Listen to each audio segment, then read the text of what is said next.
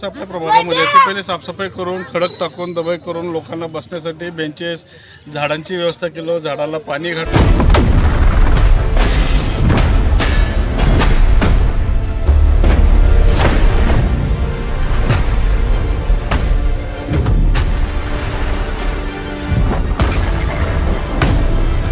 शहरातील प्रभाग क्रमांक 11 मधील एकेकाळी घाणीचे आणि काटेरी झुडपांनी भरलेली खुली जागा आज नागरिकांसाठी नंदनवन बनली आहे।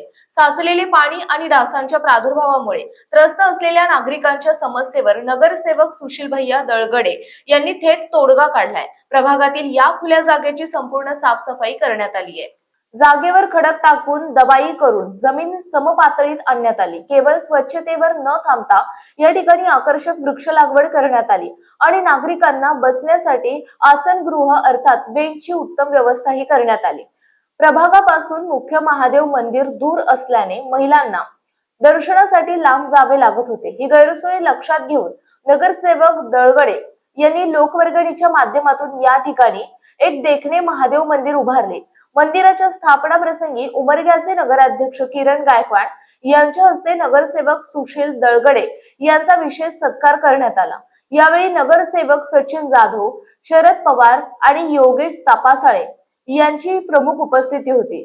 प्रतिक्रिया देताना नगरसेवक सुशील दळगडे म्हणाले की प्रभागातील खुल्या जागेचा वापर नागरिकांना करता यावा यासाठी स्वच्छता करून बेंचची व्यवस्था केली आहे। लावलेली झाडे नुसती सोडून न देता त्यांना नियमित पाणी घालून जगवली जात आहेत।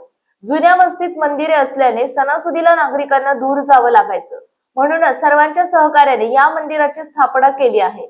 या महादेव मंदिराच्या सेवेसाठी आणि कार्यक्रम यशस्वी करण्यासाठी छाया नाईकवाडे, प्रिया जाधव, ज्योती जाधव, कल्पना गायकवाड, शीतल देडे, अलका जाधव आदी महिलांनी परिश्रम घेतले।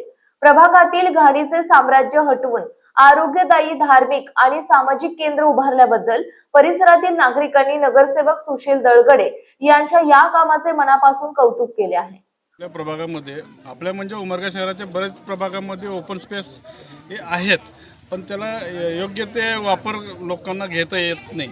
त्याच्यामुळे आम्ही काय केलो की बाबा जेवढे काय ओपन स्पेस आपल्या प्रभागामध्ये आहे ते पहिले साफसफाई करून खडक टाकून दबाई करून लोकांना बसण्यासाठी बेंचेस झाडांची व्यवस्था केलं, झाडाला पाणी घातलं, झाडं जगवायचं काम केलं।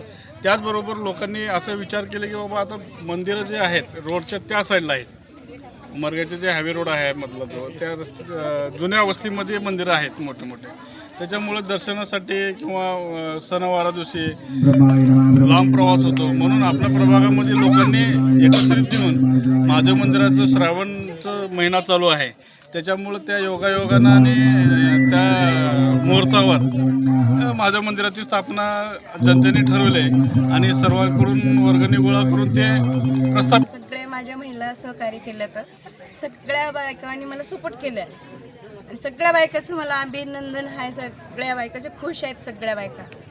माझी एवढीच अपेक्षा आहे की पुढं चालून बे असंच एकी राहू दे आणि असंच पुढं चालून माझे सगळ्या एकीनं थोडे मंदिरचे स्थापना अजून मोठं करायचं आपल्याला।